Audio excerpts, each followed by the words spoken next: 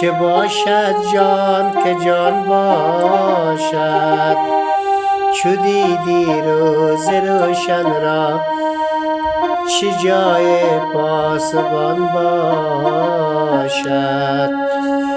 چو دیدی روز روشن را چه جای پاسبان باشد.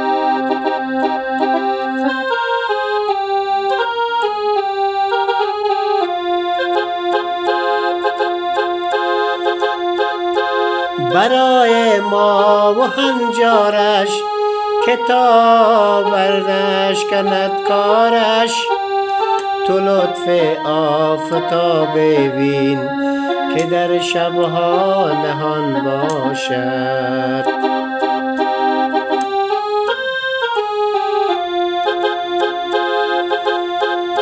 برای ما و هنجارش که تا برنشکند کارش، تو لطف آفتاب بین که در شبها نهان باشد.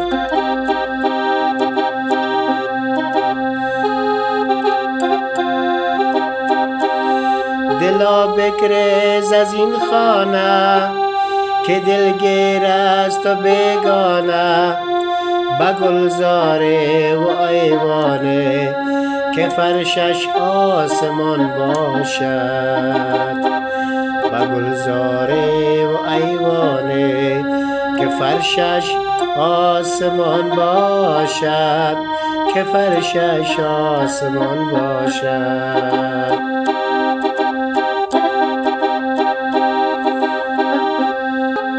از این صلح و پرسکینش و از این صبح و دروغینش، همیشه این چنین صبح هلاک کاروان باشد. همیشه این چنین صبح هلاک کاروان باشد.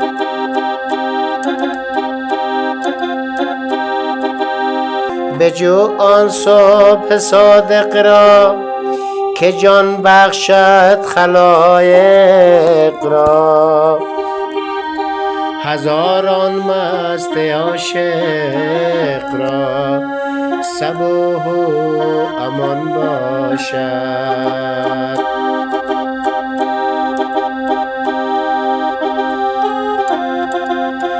چو آمد روی مرویم چه باشد جان که جان باشد، چو دیدی روز روشن را چه جای